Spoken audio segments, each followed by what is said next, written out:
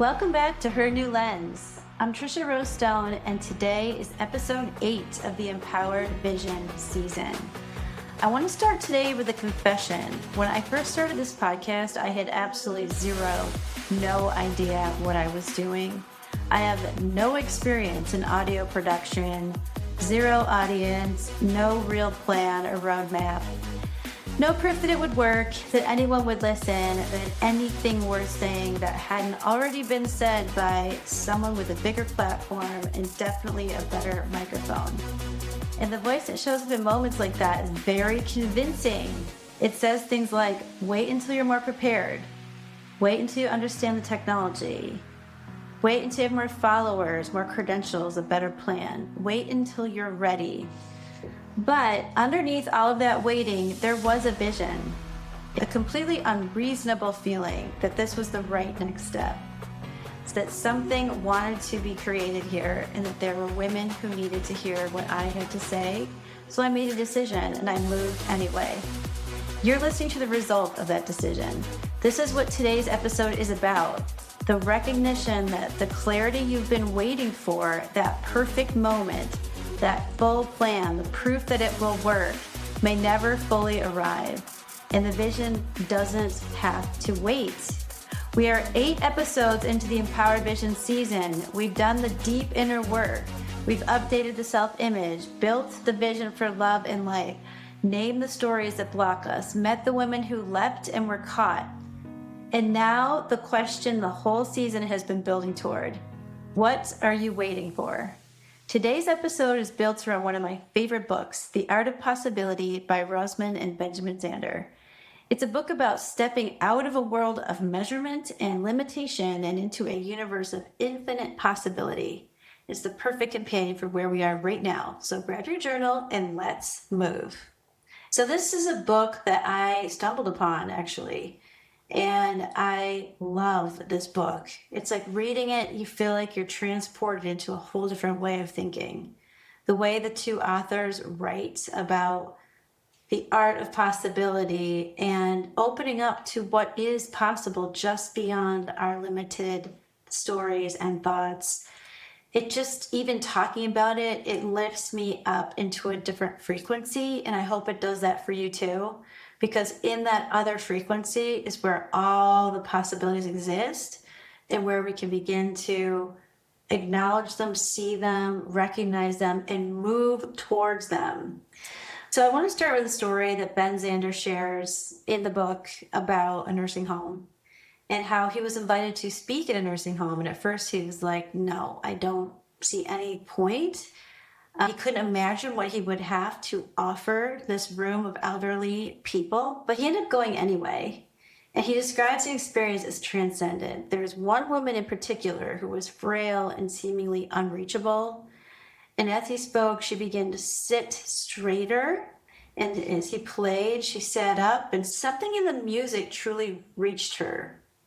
He left that nursing home transformed, not because he was ready or inspired or certain it would work, but because he moved before he had proof. So this is the whole idea of the moving. So it's almost like there's an opportunity, there's something over here, and you can't see a reason to go into this. You can't imagine it holding any value for you.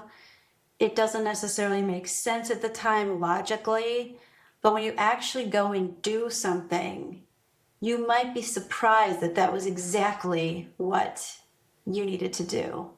And you end up really benefiting from that experience, as well as other people, hopefully, that are in the room that you're connecting with. And I can share that this is exactly the same idea with the podcast.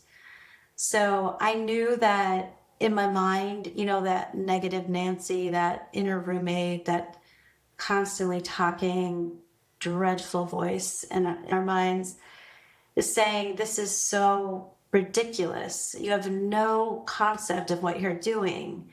What are you going to say? What are you going to do here? How are you going to do this? So all the negative. But then I stop and realize, after I after I started doing the work, I thought, okay, that story is invented. And I know that now. And yes, there's some truth to it. At the time I started, I didn't have an audience. I didn't have a clue. I'm still inching my way down the line of having more of a clue. This is a work in progress for me.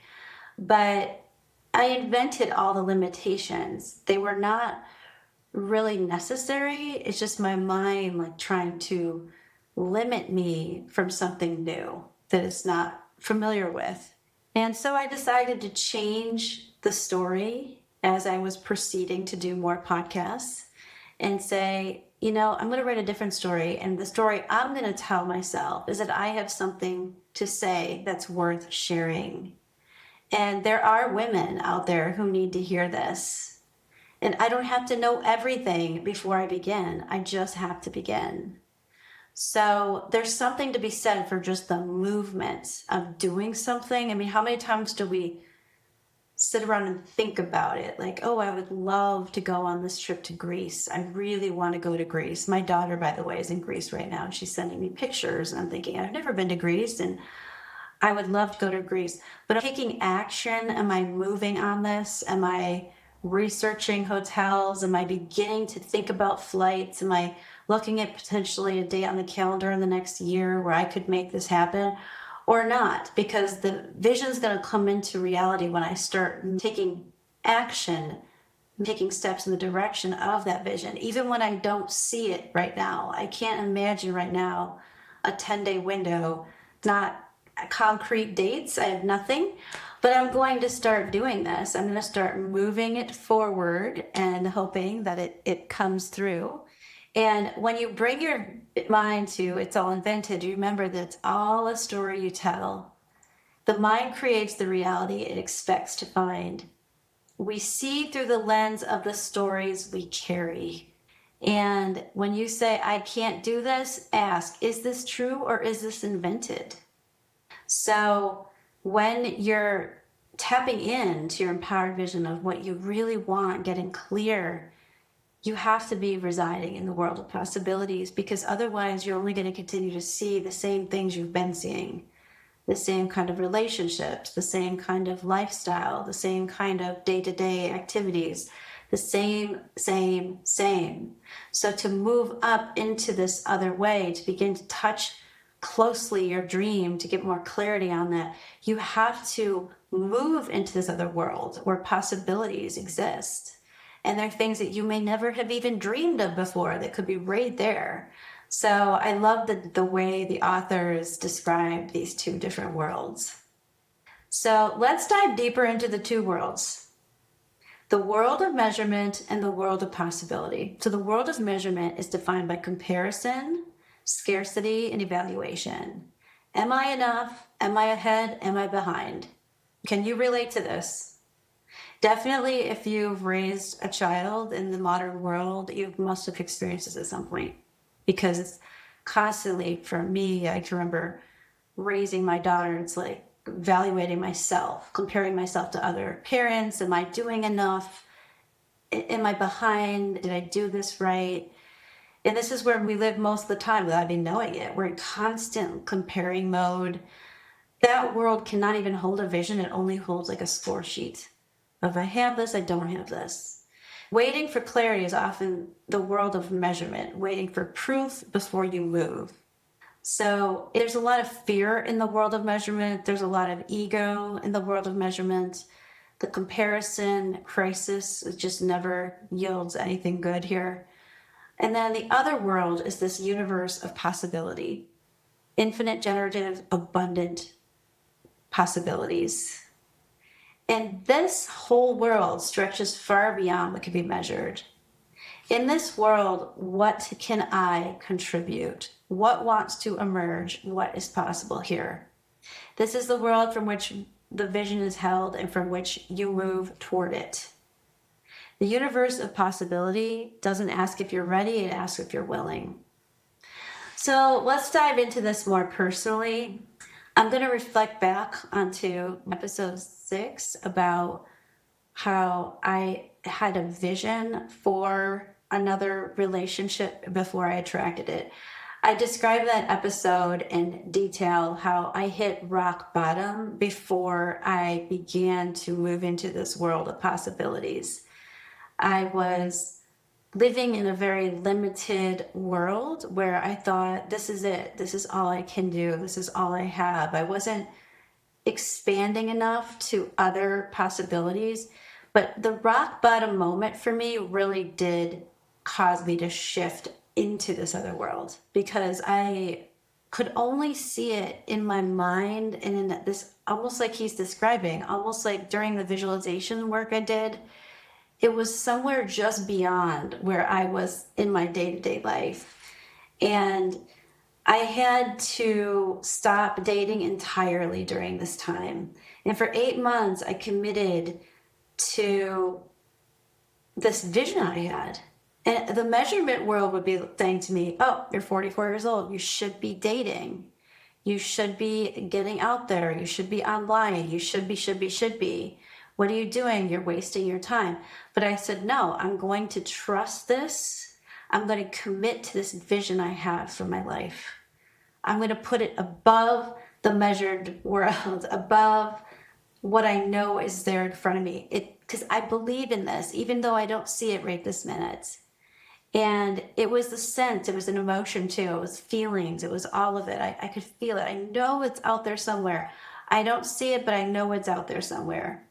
And within that world, I created a daily practice to keep reminding myself that that world exists because it's so not the norm. That is not the norm of where I was living. I had to think, no, there is another possibility for me. I'm going to stay true to it. I'm not going to let the fear stop me. I'm not going to allow the fear to control me and to make me want to urgently try to figure this out in another way. I'm going to trust in this other world. So operating from that world of possibility, my job wasn't to make it happen. It was to become available, to make myself available to it. And that is exactly what happened. So I was willing to let myself be open to it, be available to it, and the possibility. And it was like a match for the energy. And the other way of thinking of this is if I hadn't been open to that world of possibility and I was locked in the controlled measurement world, I wouldn't have attracted it because I wouldn't have been open enough to attract it because it wouldn't fit in the box that I have here. So I had to be open. I had to allow it to come in. That was my job. So we're going to get into these two things that they talk about. The idea of being a contribution. You know that shift occurs when you engage in something that's truly for someone else. It's not for you. You step out of yourself. And it's the shift from self-focus. It changes everything. It changes the whole equation. And when you're in this controlled world of measurement, the thinking is, what do I get from this? How can I benefit from this? Will I be judged? How will this work? But in the universe of possibility, it's what does this moment need from me? What can I give? And that takes you outside of yourself. And that's where, again, these infinite possibilities are. Because you know that your most expansive self shows up in service. When you show up for others, you step out of your self-focused world. And we know like how it is, if you're alone with yourself, we get focused on our issues, focused on things we can't control, and we go out and we start doing something that helps others. It's a tremendous relief. It's like, yes, I can actually make a difference here. I can help. So that also helps you move toward a vision because you are not a piece being moved around a vision board. You are the board. So the board is the context, the field on which all of your desires are placed. And it means then that I am the context in which my life occurs to me.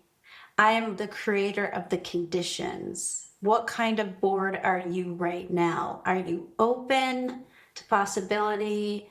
Are you trusting in very hopeful outcomes? Or are you doubtful? Do you have resistance? Is your board one that invites the vision in, welcomes it, or is it pushing it away? And it's a freeing concept because you only have to change the context then. You can let go of the control of all the pieces on the board and just put your energy into focusing on what is the energy of the board already. So let's go back to a person who's in the middle of a lot of change, someone who's recently divorced, starting over, wanting a new chapter, wanting it to be the best chapter. And there are all these things that person wants. They want this meaningful life. They want these activities. They want this partner. And these are all the pieces on the board. But really, the person themselves is the actual board, and focusing on what kind of energy are you creating for your board?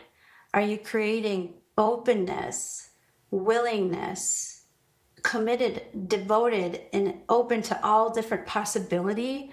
Or are you actually closed? And this is a really hard one to answer because sometimes it's hard to face this, but a lot of times people are closed. They don't really want what they say they want. They say, I want this, I want that. But when they have to do the work of really opening up, there's still some blocks there, which is okay. But if you're looking at your board that's over there, let's say it's got its own energy field, what is it saying? What kind of energy do you want to add in to be the board that you need to be to manifest, attract the life that you want? So we have the power to create the framework and the invitation to move. And creating a framework is also creating a new way of seeing a situation. And when you see a situation in a new way, the situation transforms, which is the core focus of this podcast. The framework reveals itself inside movement, not before it. This is very interesting. I'm going to begin practicing this more because I feel like for myself, there are a lot of times where I think about it, but I'm not taking action. So I'm going to become more action oriented and just be open to the thing that's coming in. And we talk about frameworks for possibility. The framework asks not, how do I fix this, but how do I see this differently? So before we close, I just wanted to revisit some of the things that I have shared in the podcast over the past several episodes, but things that are relatable, things that have happened to me. One is starting the podcast I'm talking about today. Another is manifesting the relationship I have. And the other is my Boston practice that I had for 11 years. And how in all these cases, I had the vision and I believed in it before there's any proof, any facts, any certainty, but the vision existed on the universe of possibility, and that opened up the energy for the thing to come through. And in all three of these things, I did take action. I wasn't waiting, I wasn't chasing, but I wasn't still. I was doing things, moving forward. So it's really just doing one step at a time, moving forward, because the momentum of moving will allow the vision to become more clear. And that's what they're saying here. And I think that's true, because just being open, like with the Boston practice, I was open to going that weekend, to seeing the city. I was open to experiencing something amazing that weekend. I was open to the possibility that this could be potentially my new home. And all of that allowed the vision to click into place. And the same thing when it came to relationship. I was open to opportunities, possibilities. I wasn't locked in on certain things. And it allowed the universe to bring in something really amazing in, because I was holding that openness, that space. And that's all because that in those moments during that time, I was choosing to operate from the universe of possibility, and so can you. When I started Her New Lens, I had no idea what I was doing. There was a voice in my head telling me to wait until I was more prepared, until I had a larger audience, more certain it would work, but I didn't wait. And what I discovered, and what the Xanders confirm in The Art of Possibility, what Kim Corbin's story has shown us, What my own personal stories proved is that the clarity I was waiting for me on the other side of the movement. The Art of Possibility gave us the language for this today. Step out of the world of measurement where you're constantly asking, am I enough? Do I have proof? Is it too soon? And step into the universe of possibility where the question is, what is possible here? What do I have to give? What kind of board do I choose to be? If today lit something up for you, share it with a woman who is waiting, who has a vision but hasn't moved yet. This is exactly what this episode is for.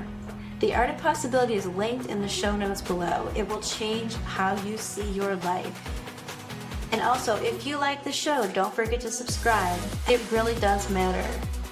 And I'll see you next week. Until then, stop waiting and move anyway.